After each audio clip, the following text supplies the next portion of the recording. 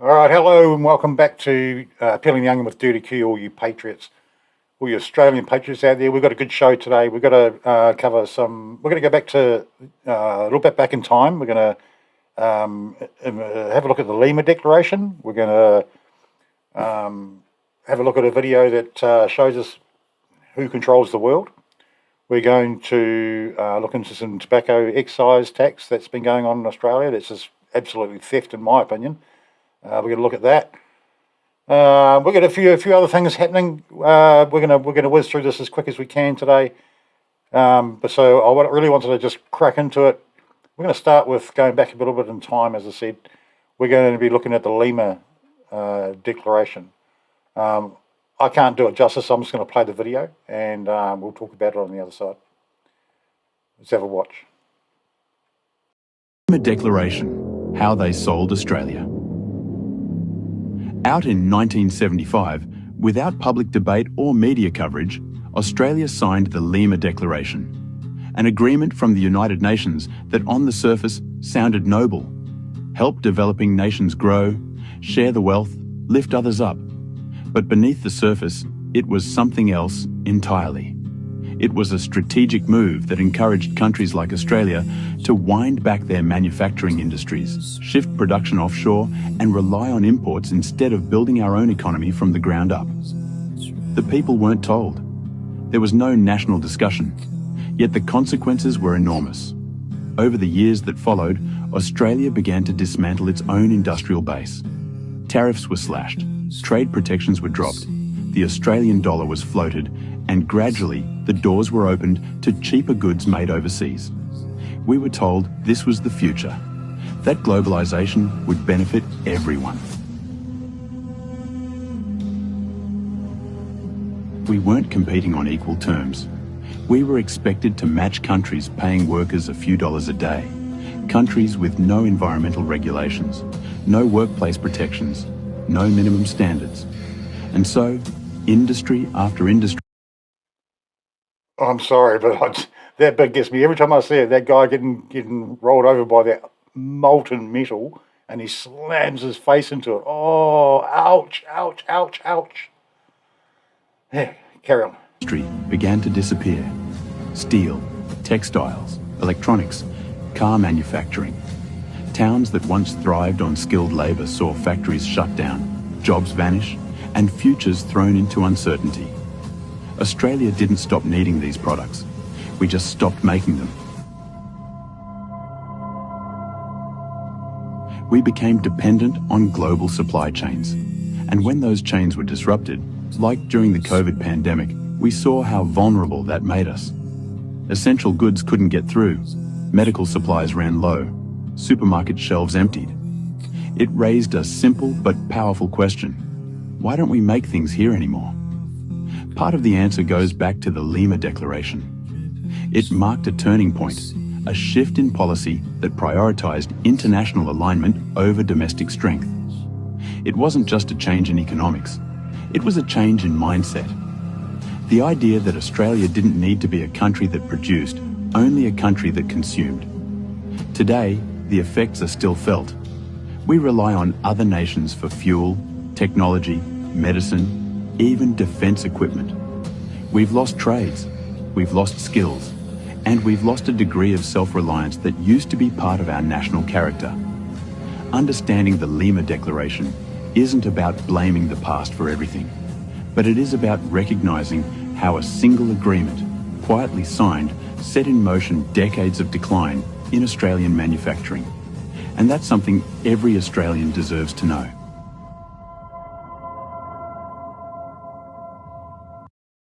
So I hope you guys also see the significance in that, and see the relationship to what Donald Trump's doing in America right now.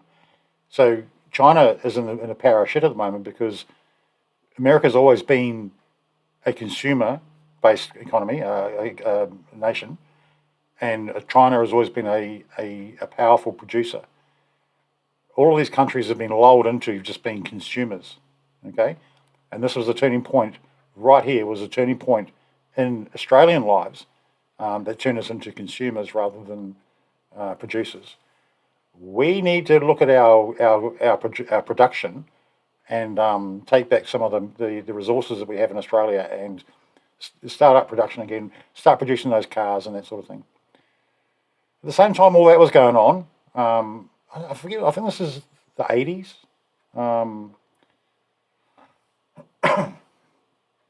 I think this is the 80s when this happened, and at the same time, you had big companies taking over. Investment companies taking over all your products that you consume. Right, so all those things that they're telling you you need to consume from other countries. Well, now they're just controlling all that consumption. And this video here lays it out pretty good. I'm not going to play it all because it's just like an hour long, right? But I wanted to just give you guys a feel of this video. It's called Monopoly. I've recommended it to a few people. It's called Monopoly: Who Owns the World? Okay, so if you just search Google whatever, because this is YouTube, Monopoly: Who Owns the World, you'll find this video. You have to search for all the Monopoly board game videos, but you'll find it. Okay. So anyway, I just wanted to just play this for you. That may seem like an exaggeration, but from the breakfast that's on the table in the morning, to the mattress we sleep on at night, and everything we do, put on, or consume in between, all are largely dependent on these corporations. These are investment companies of immense proportions, and they manage the major money flows on Earth. They are the protagonists of the play which we are currently witnessing. So as not to take up too much of your time, I've summarized the most important information as briefly as possible. How does it work? Let's take as an example a company like PepsiCo, which is the parent company of many of the most popular soft drinks and snacks in the world. There appear to be many different competing brands, but they all come from the factories of a small number of corporations that together have a monopoly on the industry. Within the packaged food industry, there are a number of other major companies, such as Unilever, the Coca-Cola Company, Mondelez, and Nestlé. On this image, you see that virtually every well-known brand in the packaged food industry belongs to one of these corporations. You can easily get this kind of information. You can verify it on the websites of the relevant brands or on Wikipedia. Companies of this size are usually publicly traded and have a board where the largest shareholders call the shots. On websites like Yahoo Finance, we can find detailed company information, including who the largest shareholders of these companies are. Let's take PepsiCo again as an example. We see that 73.14% of the shares are held by no less than 3,379 institutional investors. These include investment companies, mutual funds, insurance companies, banks, and in some cases, governments. Let's look at who the largest institutional investors of PepsiCo are. As you can see, just 10 out of the 3,379 investors account for almost 1/3 of all shares. The combined share capital of these top 10 has a value of approximately $60 billion. But of those 10 investors, 3 own more shares than the remaining 7. Let's remember their names and let's see who owns the most shares at the Coca-Cola Company, Pepsi's big competitor.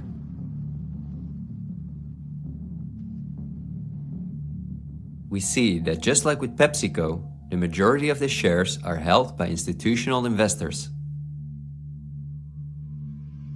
Let's look at the top 10 and start with the last one of them. 4 out of these 6 institutional investors we also saw at the last 6 of PepsiCo. These are Norton Trust, JP Morgan Chase, Geode Capital Management, and Wellington Management. Now, let's look at the 4 largest shareholders. 3 of these we also saw in the top 4 at PepsiCo. They are BlackRock, Vanguard, and State Street. And there's another one, Berkshire Hathaway. These are the 4 largest investment companies on the planet. PepsiCo and Coca-Cola are anything but competitors. But also, All right, so that's and that's the nutshell of it. You need to understand that when they say there's competition in the market, there isn't. There really is not. And that video will go on to tell you all about your hair products, down to your makeup, to your whatever you buy, right? Fuel, like it's the same companies, the same four companies. Was it Vanguard, State Street, BlackRock, and Berkshire Hathaway, right? Those same four companies own most of the products that are consumed around the world. Not directly owning the companies, but they have shares in these companies, so they sit on boards where they can say what the go is, right? So they're gonna tell these people what to do with their products. If they want to put some nasty shit in it, they can do it on any of those products, okay? Because they'll have a monopoly on it. Hence the name of the movie. All right, moving on. So I just wanted to show you this. This is an interesting thing happening in Perth, here in Perth at the moment in Western Australia. There's an e-scooter ban, and it's all because some dude got knocked over, and he died from his injuries. Well, what this screams to me is regulation. Okay, anything that comes out that they can regulate, they'll regulate because they can make money on it. There'll be some way that they're making money on the regulations that they put out on these scooters. Okay, let's have a watch of the video.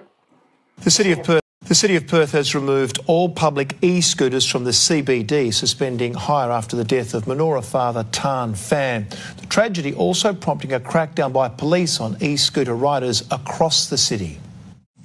Scooped up and driven away.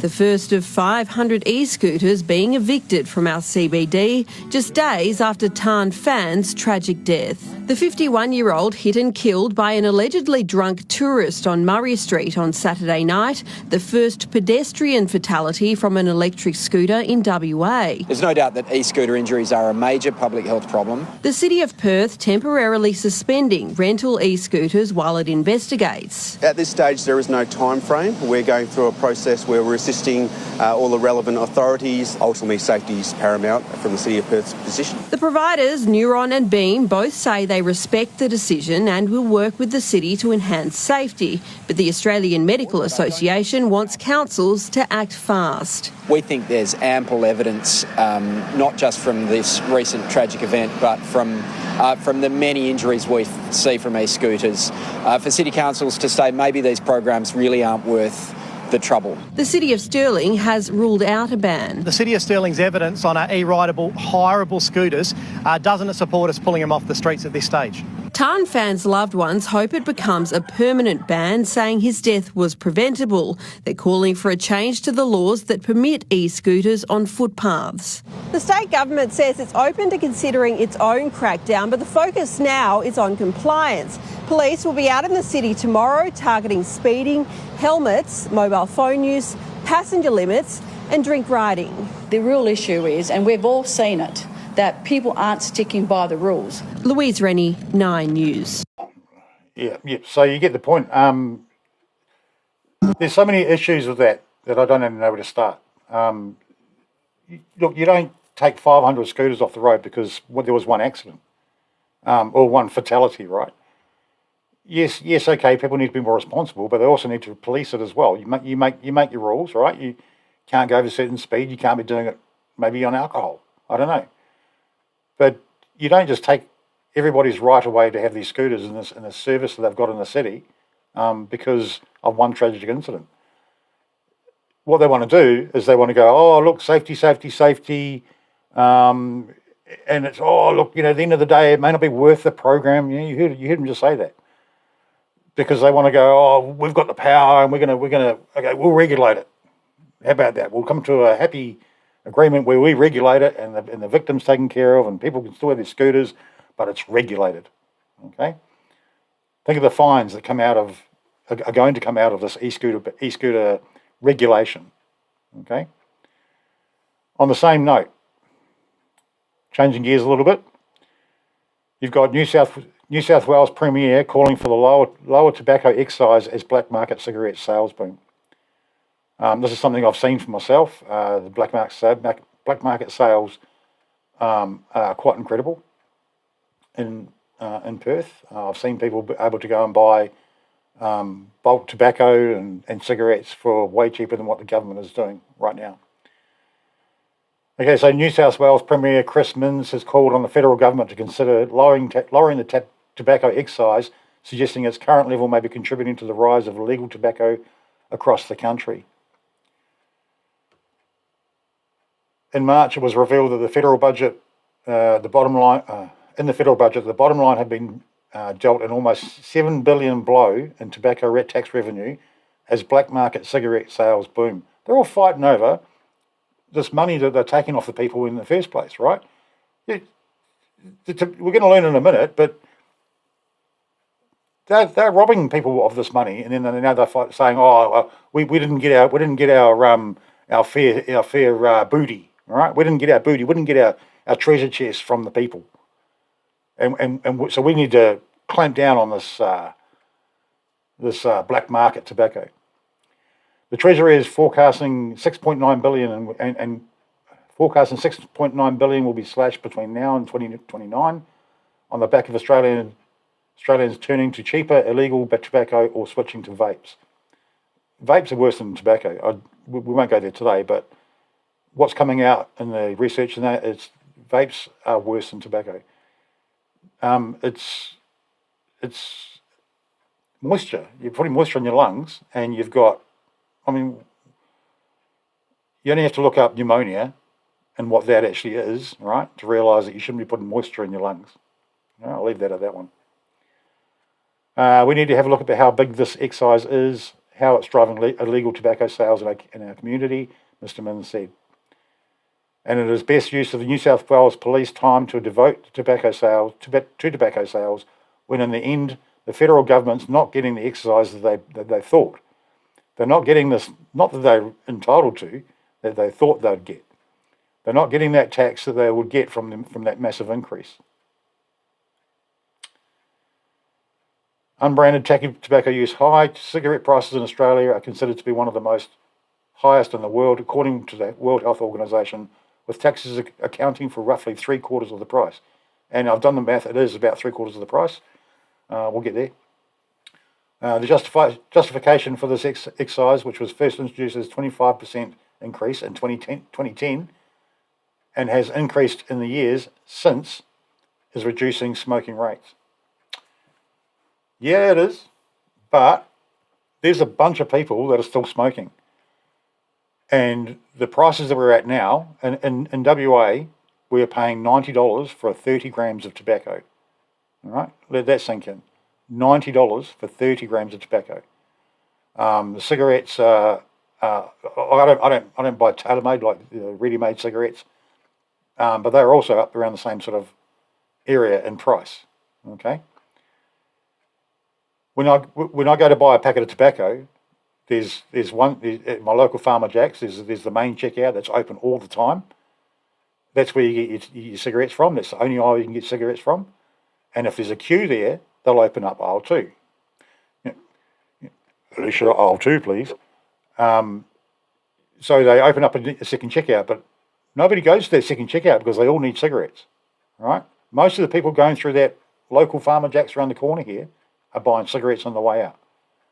You cannot tell me that this is, and this is an older generation. This is not kids. I'm talking about, people in their 40s, 50s, 60s even, okay? Are buying cigarettes and they're lining up to buy cigarettes. All these people in their 40s, 50s and 60s are being robbed blind. And it's all in the name of saving children, all right? Stop the children from smoking, stop the young ones. Okay, they've stopped. How about you give our money back now? All right, you've robbed us enough. How about you give our money back? What money is that, you say? Okay, 2015, and this is per kilogram of loose tobacco, up to the top right-hand corner.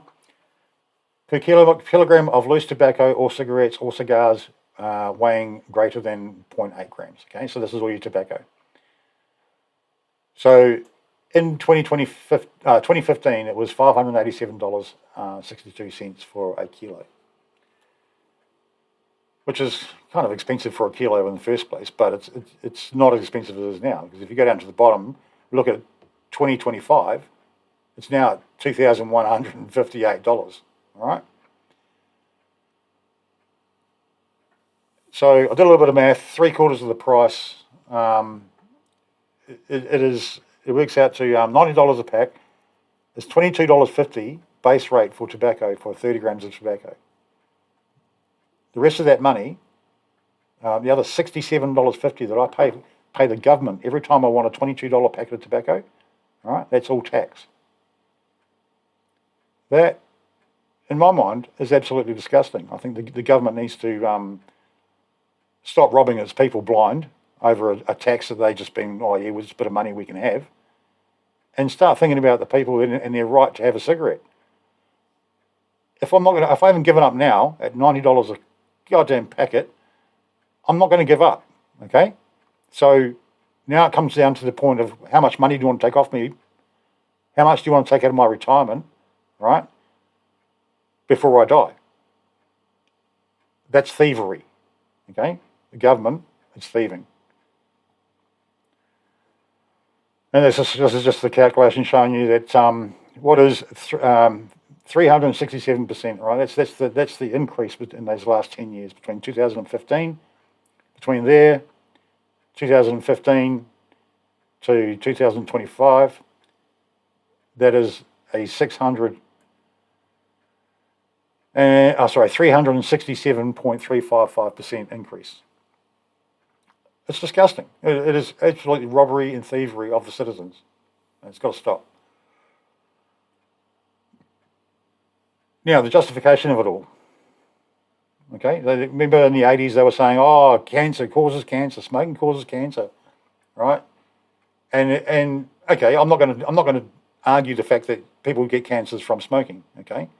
But it was blown way out of proportion. And way back then we didn't know that. We were just fed this bullshit about every cancer is caused by smoking. That's what I remember when I was growing up. Okay. Okay, so this is from the CDC. Lung cancer among people who never smoked. In the United States, about 10% to 20% of lung cancers, or 20,000 to 40,000 lung cancers each year, happen in people who never smoked or smoked fewer than 100 cigarettes in their lifetime. Okay, that's interesting. So that means you've got 80,000 lung cancers, right? So it's 20,000, which is the 10%. Another 80,000 lung cancers that were attributed to people who smoked. Okay. Lung cancer can be caused by risk factors other than smoking cigarettes, pipes, or cigars. Examples include exposure to other people's smoke, called secondhand smoke, radon, air pollution, or a family history of lung cancer and asbestos. Okay, those are quite common in the populations, and you must now go, of the 80,000 lung cancers, you must have to take some of those off being attributed to smokers, because a lot of these people who did smoke would also have these other factors like radon, air pollution, a family history of lung cancer. Okay, so you cannot contribute those deaths to smoking. So that figure of 80,000, which is the rest of the 20,000,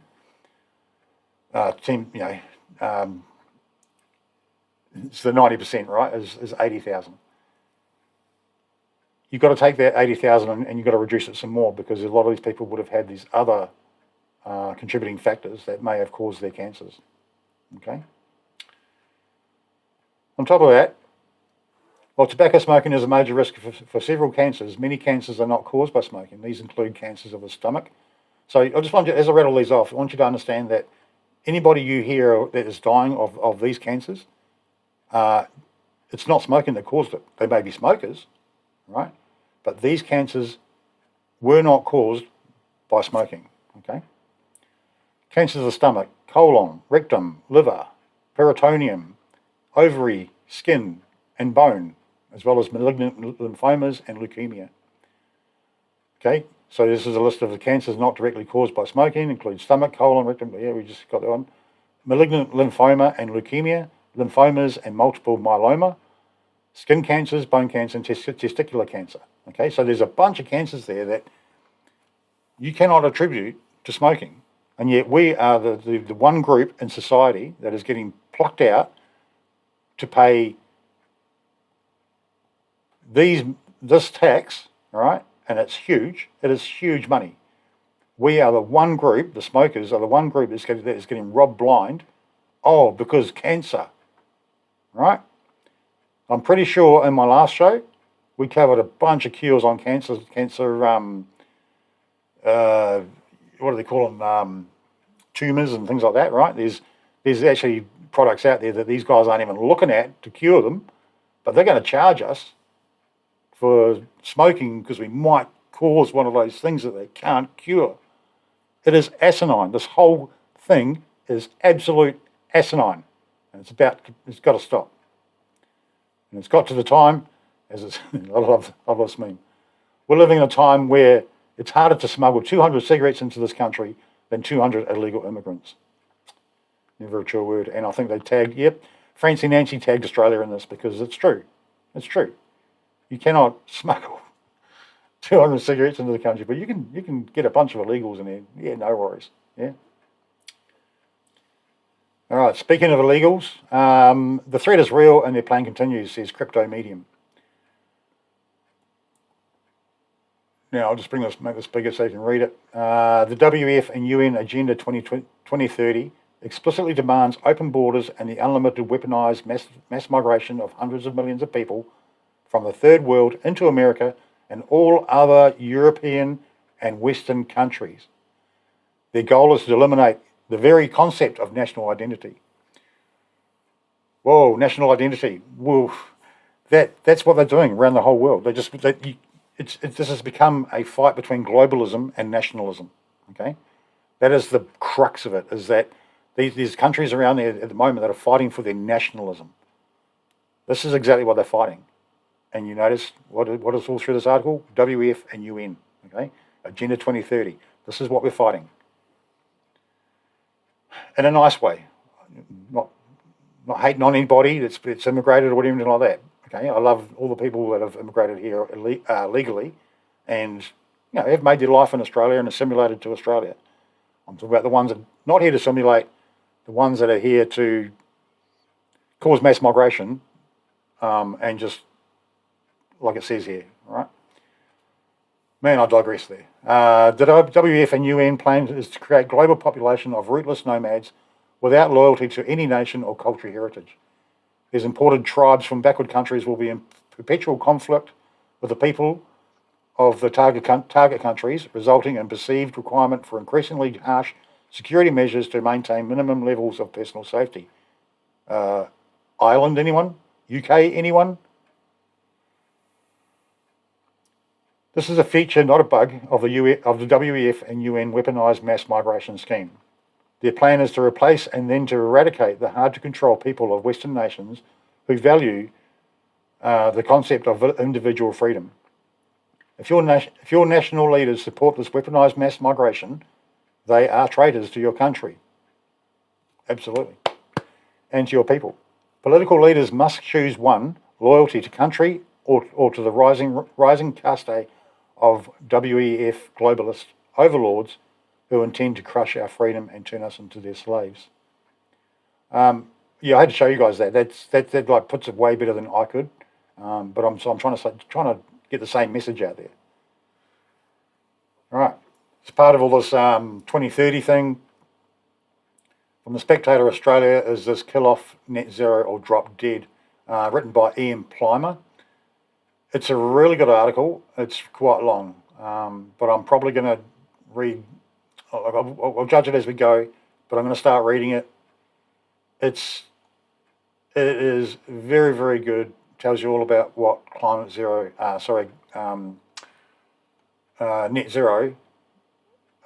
is all about. So from the Spectator Australia, we've got Kill Off Net Zero or Drop Dead. It's a really good article. I'm going to read some of it, probably not all of it. We'll work that out as we go. But yeah, Ian Plimer, great writer.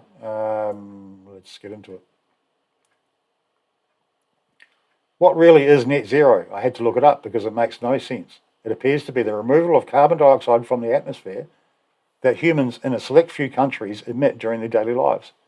It still doesn't make sense. Carbon dioxide removal from the atmosphere has been occurring naturally for billions of years, during which time atmospheric carbon dioxide decreased from over 10% to 0.04%. Now that humans are emitting more carbon dioxide, it apparently has to be removed from the atmosphere by a few self-righteous, suicidal, wealthy countries that are minor emitters. For billions of years, the oceans and the atmosphere have been obeying Henry's Law and the Beer-Lambert Law.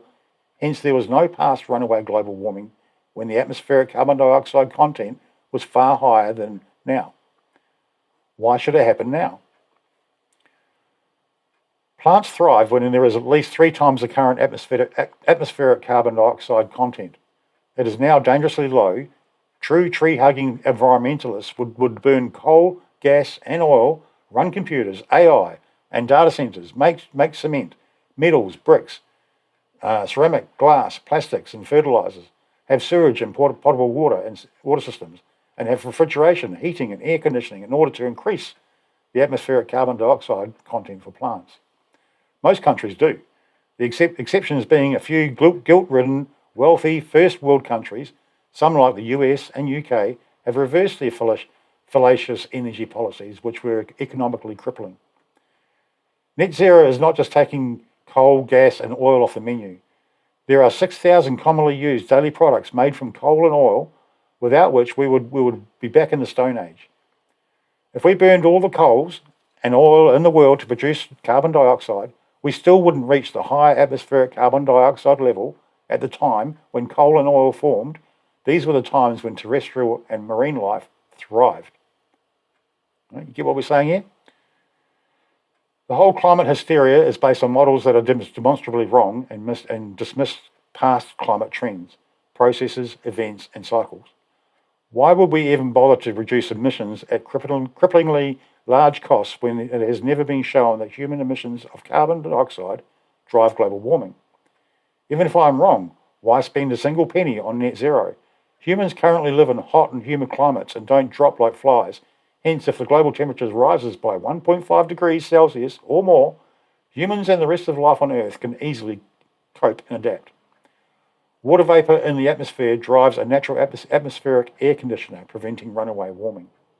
Okay? A little bit longer. There's a huge amount of money to be made by scaring people witless about the alleged dangers of emissions of the colourless, tasteless, odourless gas of life. Scaring people works best in wealthy countries that have benefited from centuries of energy-poor hardship, catastrophes, risk, invention, investment, hard work and Christianity. A grift magnet has been deliberately created with mandates, extremely complicated, opaque legislation, that's important, and regulations that have encouraged global foreign investors to exploit the net zero obsession in energy-rich Australia.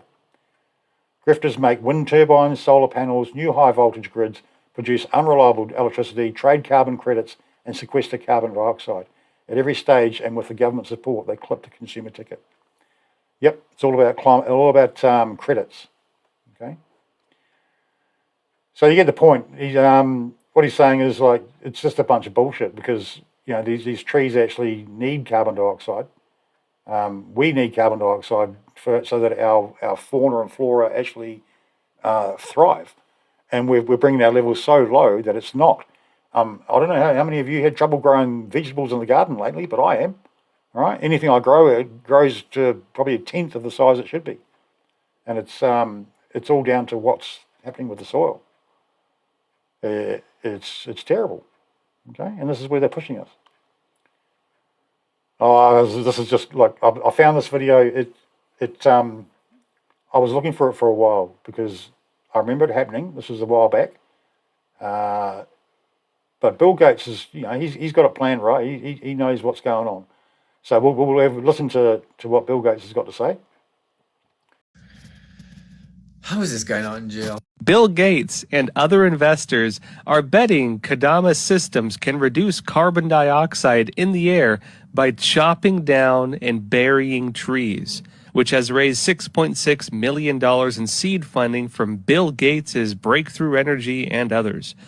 Scientists say burying trees can reduce global warming as well. I don't know where they're finding these scientists, by the way. To help address the problem, the U.S. Forest Services aims to thin out 70 million acres of western forests, mostly in California, over the next decade. Rather than sell the timber, take all that wood and just bury it, because they're saying that that is a better solution. And so, in other words, this is a business because they're getting money to create carbon offsets. How is this guy not in jail? Bill Gates.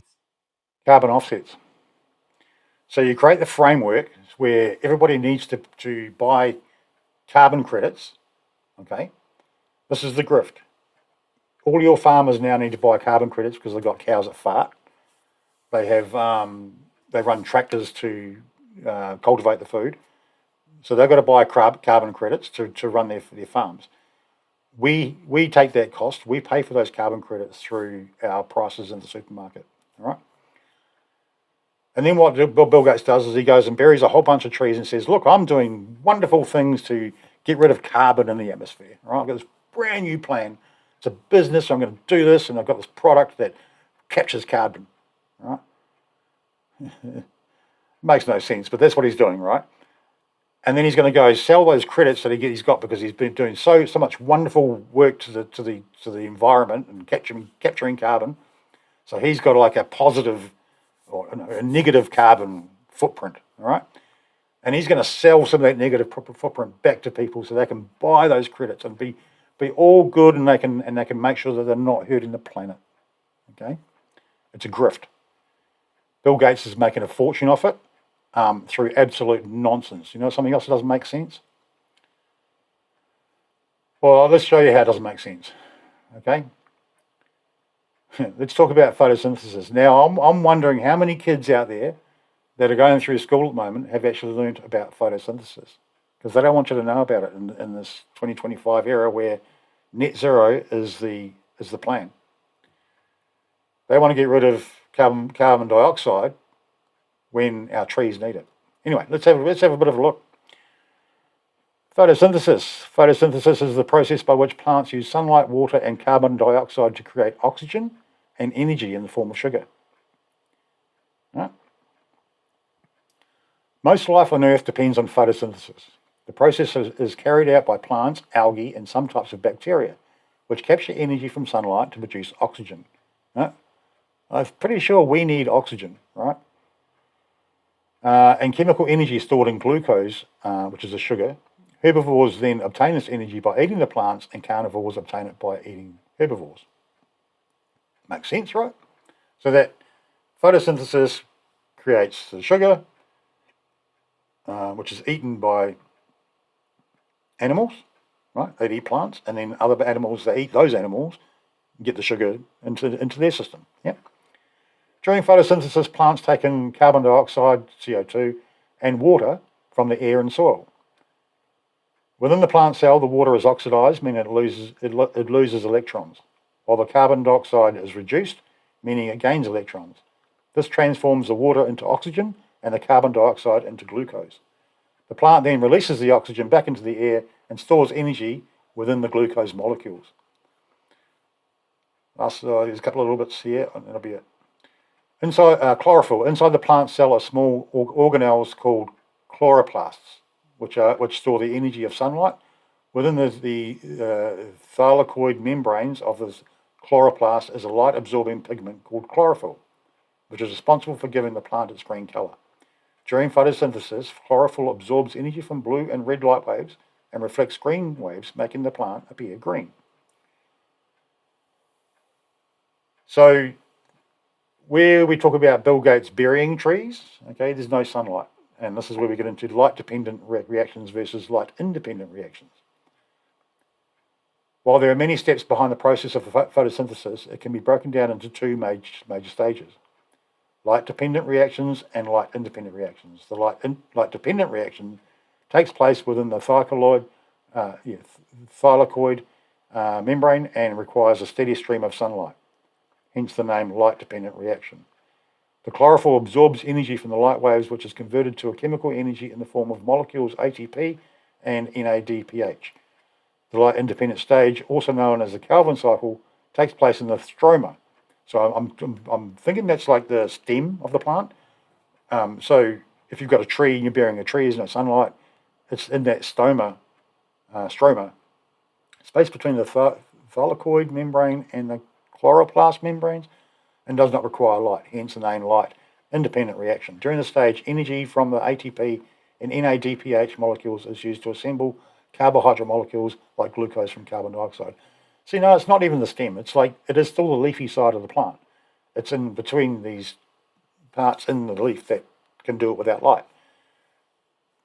That's not even what Bill Gates is talking about. He's talking about absolutely burying trees and capturing carbon. Well, no, trees need to be in the sunlight to capture carbon, as we just read. Okay, so none of this shit makes sense. Bill Gates burying trees. That is, look, it's a scam. It's all a scam. That's all I can say. It's just all a damn scam. Malcolm Roberts put this out. Nothing about this looks like it is saving the environment. It looks like clearing the land and covering the environment in a corporation's products. Absolutely, hits a nail on the head. Where's all the forestry? Where's all the animals? Where's all the farming, right?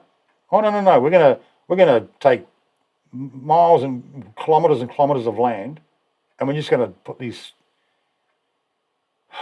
hideous things across them, deprive all that dirt of any sort of sunlight, so it doesn't actually develop the dirt at all, the land itself. We're going to put these things across them, and which we're going to rape the earth to make all these solar panels, all the lithium and all that sort of thing, right? We're going to rape the earth to make these things, and we're going to put them over there, and then we're going to have to, I don't know, in 20 years' time, dispose of them, make new ones, all right? So there's just keep raping the earth to do this. Oh, but it's so green because it's energy from the sunlight, don't you know? I don't think I've got too much more on this climate change tonight. So if you think this is destroying the planet, which is lovely cows and trees and mountains, right? And this is saving it, you might just be a moron. I agree. If you think this is saving the planet, your head needs reading. Okie doke. This is something that just come across my feed, and it just it hits, right? Look at this logo. This is Predator Security. The thugs Dan Andrews hired to bash Victorians. Owned by a tactical solutions group who was owned by WEF, big hitters, Dun and Bradstreet. Right? Anybody want to go out and look up Dun and Bradstreet? Your government is hiring directly from the WEF to bash you and your countrymen and women. Now, it's been said to me time and time again, they're going to bring in the UN because they don't care about Australians. If they're told to go and shoot an Australian, they don't care. They're not Australians. There's some truth in that. This is not the UN. This is a private agency that, again, doesn't care about Australians. And they're happy to come in here and bash Australians and kill Australians, whatever. Right? If that's what it takes. So this person's saying, please assist in identifying the symbol. What is it connected to? Photographed on an Australian Police Victoria body vest. This is not an Australian government symbol. Okay? What the hell is he doing with that on his uniform to start with? What the hell? Things have changed since I was in the service. Q on the Sydney Opera House. Is Q telling Aussies they're here or they're there? Good point. See the big Q right there? It could be for queer, I guess, rainbowish. It's not really rainbow though, is it? Pink, not the rainbow. Q in America has already played out. Their story is pretty much played out. It's still got a few things going on it, but that's sort of just proved itself to be their thing. The question remains for us is whether those drops reach out to or how far those drops reach out to other countries. how much it's going to affect other countries besides America. I know that Australia does appear in there quite a lot, and especially around the Five Eyes. So, look, I just take the little post like this and go, that's interesting, okay, and just wait and see what happens. I'd like there to be a Q operation in Australia. That'll be really good. Okay, for the international section this week, I'd like to just focus on the Elon Trump fight. How many of you have heard of the term kayfabe? It's a term I heard of a few years back, but it actually goes back to the wrestling. In 1932, they coined the term kayfabe, and it's all about keeping in character so that you have a product to sell to the people. Okay, we have a lot of kayfabe going on lately with like DeSantis and this is in America, right? A lot of kayfabe going on with DeSantis in Florida when he was running for president. There was a chick. What do you call her? Used to call her bird brain. That's right. Called her bird brain. So there's these fights that went on through the election campaign. It was all kayfabe because they're all heading to the same goal, which is the product, which is making America great again. Okay. These two here, Elon Musk and Trump, are carrying this out for a purpose. Okay. This is all part of. People say, "Oh, the plan," right? But it is like. Look, I'm going to read this thread. It does a better job of describing what's going on than I can say, but it gives the same sort of point of view that I had right at the very start. As soon as all this going on, like I said to you guys, once you see things, you can't unsee them.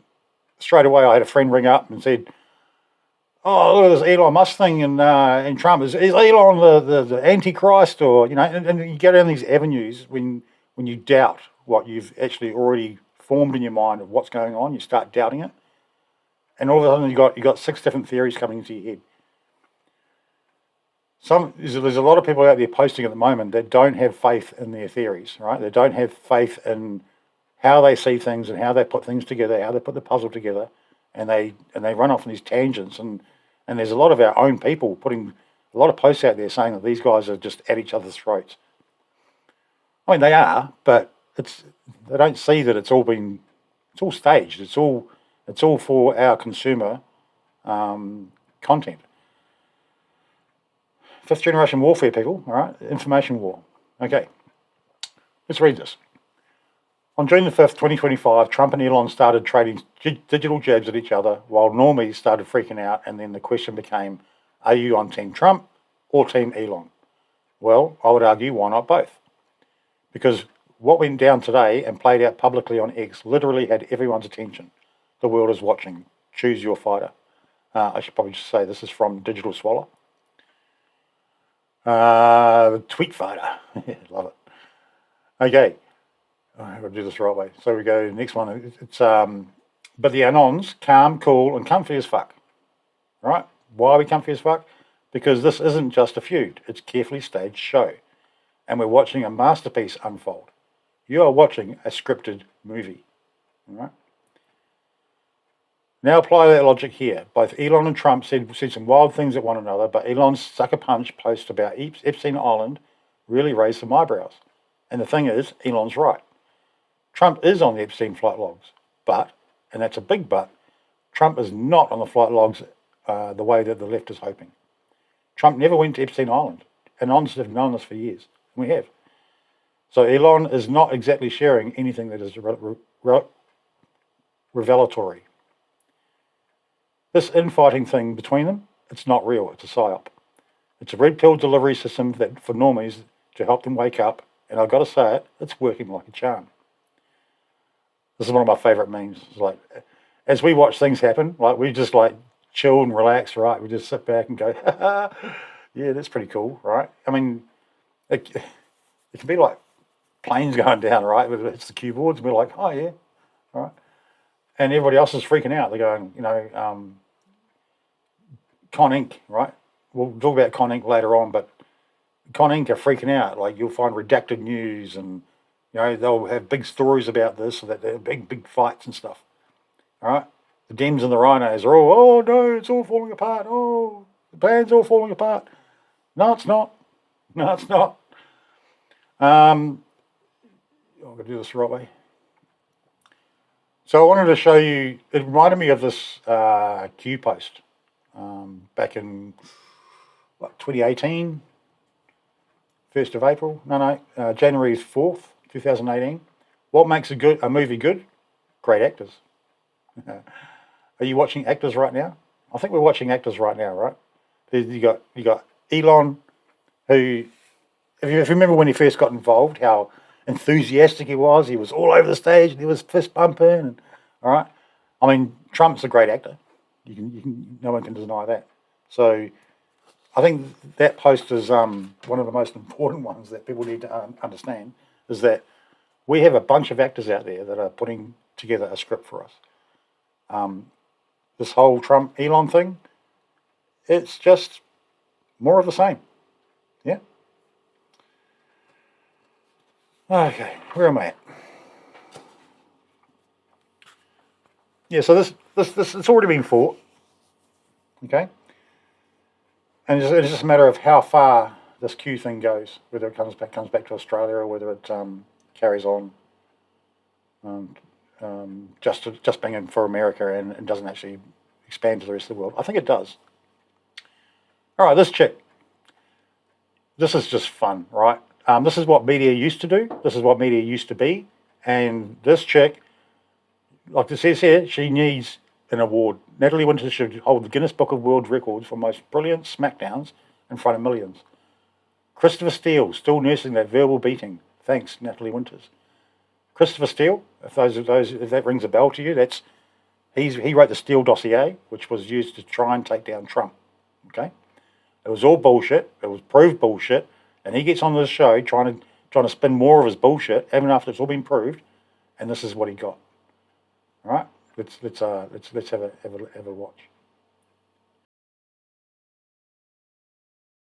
Christopher Steele probably wanted to go down in history as someone that colluded with the Clinton campaign to take down President Donald J. Trump, but I really think that you represent probably the ultimate grifter in the American political space. For you to even come on here, obviously you're trying to sabotage what President Trump is doing when it comes to Russia and Ukraine, but to sit here, what is it, nearly a decade after you tried to smear President Trump as a Russian asset, to then say, well, I think he's a Russian asset, but even though I'm really good at my job and create all these intelligence reports, it's just sort of a feeling that I have. I'm sorry, what stones do you even have left to turn over to try to corroborate your claim that President Trump is a Russian asset? You what? Weaponized FISA courts, surveillance, warrants, not just domestic spy agencies, international spy agencies too, the entire DNC apparatus, a bunch of political operatives and registered foreign agents here in the United States. The American people would really appreciate it if you would stop injecting your efforts to curtail and totally tank the America First movement by smearing anyone who doesn't want to get involved in forever wars or continue the needless and ceaseless dying of in Ukraine and in Russia, just so you can sit there from your nice perch and just continue to defend the globalist world order by continuing to fan the flames of conflict in Russia and Ukraine. And you know what? The same people that you ally yourself with here in the United States, you think you're so good at gathering intelligence. Last time I checked, it was the 51 intel agency officers, spies, who said that the Hunter Biden hard drive, which I've reported on firsthand, it's legitimate. You want to talk about president's sons who are involved in businesses with foreign countries? Well, I'd like to introduce you to Hunter Biden, right? When those 51 people that I'm sure that you know all too well, you were probably likely involved with the drafting of that letter, said that that was Russian disinformation. Well, it turned out that that was true, and shame on you for the last decade trying to inject the idea that smearing President Trump as a Russian agent or a Russian asset is somehow going to tank the MAGA movement. It's about putting America first, and the fact that you can still sit here and you have no actual evidence beside one random Russian meeting and, oh, we need to just continue to get more evidence. You're a complete political hack and grifter, and I wish the American political scene didn't have your voice in it. Fatality. I love strong, smart, brilliant, beautiful women that can just articulate like that. That was just a smackdown of the century against an absolute pile of shit. How can you not love it, right?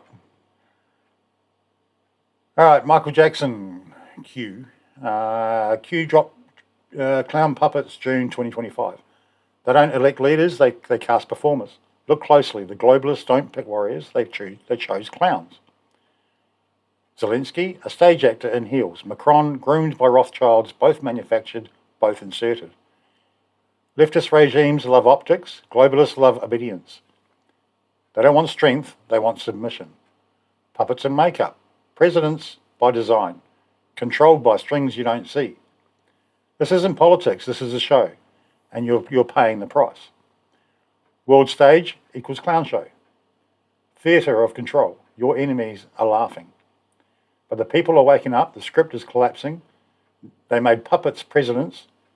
Now we make truth viral. Where we go one, we go all. And that, my friends, is a Q post. Okay? There's a video to go along with it. We'll just give it a quick play because it's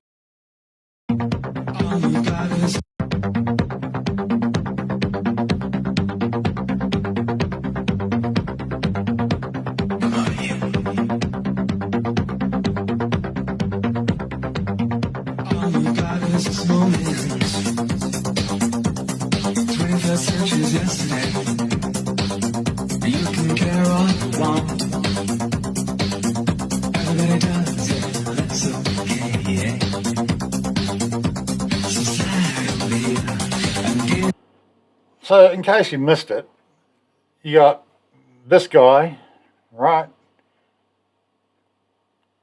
giving this guy millions and millions of dollars to wage a war that he could never win.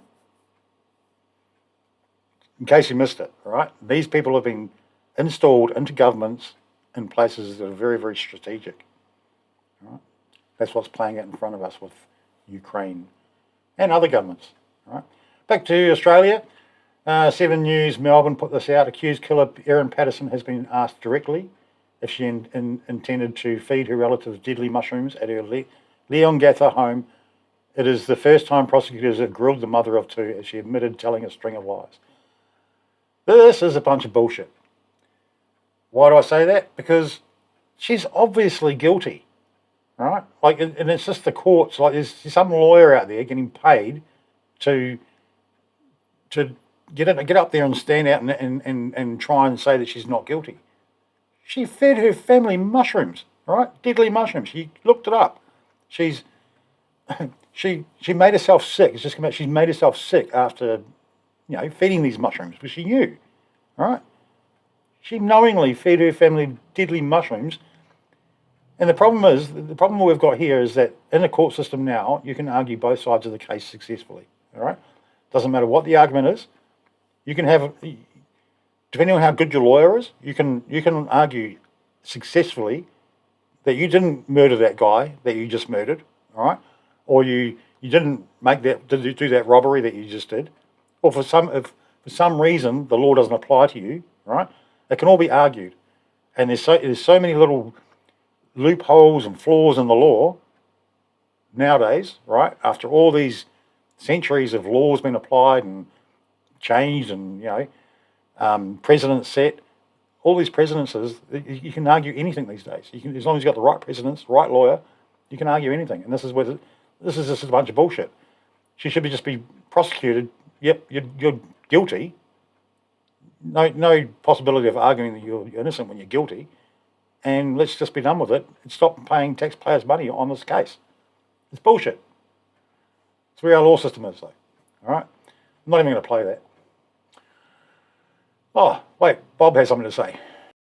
I mean, we're run by imbeciles who really are mentally lazy beyond belief and think they know everything about everything because they got 2 university degrees in arts or law or some other irrelevancy. When 2 pig hunters are fined $9,032 for shooting pigs, I mean, we have a serious problem. There is going to be no turtles and there is going to be no cassowaries because the pigs will take the eggs. Now, a pig has 12 piglets every year. And there's nothing being done about them. Don't talk to me about traps.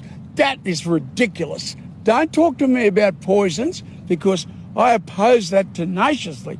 Most of our bird life are carnivores and they will eat that carcass and they will die. There is only one thing that deals with a pig, and that is a rifle. And you give it back to the local lads. When the rugby league season finished, we'd go pig shooting every weekend. That's the way it should be in Australia. Now, if it's not, the doubling of numbers that has occurred over the last decade will occur again and again and again, and there will be very little Australian fauna left, and a lot of flora too, I might add. Land degradation on a massive scale and a vanishing of cassowaries and turtles, to name but two.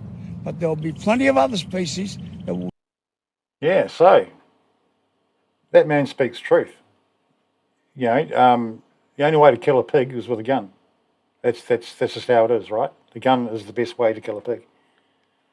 That could be that could be taken many ways, but talking about real pigs here, right? You know, like actual pigs. Look, I'm going to leave it there for today, folks. I do want to apologise. Look, if my green screen's playing up, or my audio's not quite right, or you know, there might be some cuts that aren't quite right. I do apologise. I'm still learning. Look, we're at episode 5. We'll get there. We're gonna continue to put out the truth and get to the bottom of things. As things develop in Australia, we'll try and bring those out to you. Look, all I can say is keep plugging away. Don't get despair or anything that things aren't happening, because things weren't happening in America 5 years ago either. But now look where they are. They will happen. You've got to have patience. Start having discernment. You've got to think about your discernment and when you're looking at things on the internet, because they are trying to deceive you. There's two sides to this fifth generation warfare and this information war. All right, you need to start realising how to recognise the bullshit that's thrown at you, okay, and start to categorise it into, oh, that's kayfabe, or that's real. That video I just got shown on, oh, that's AI. All right. You've got to start identifying what you're looking at, not just scrolling. You go, that's real. It's not how it is. It's not reality. Okay. Anyway, so until next week, I'll be searching for more stories to give you guys next week, and where we go one, we go all. And you've been peeling the onion with DurtyQ.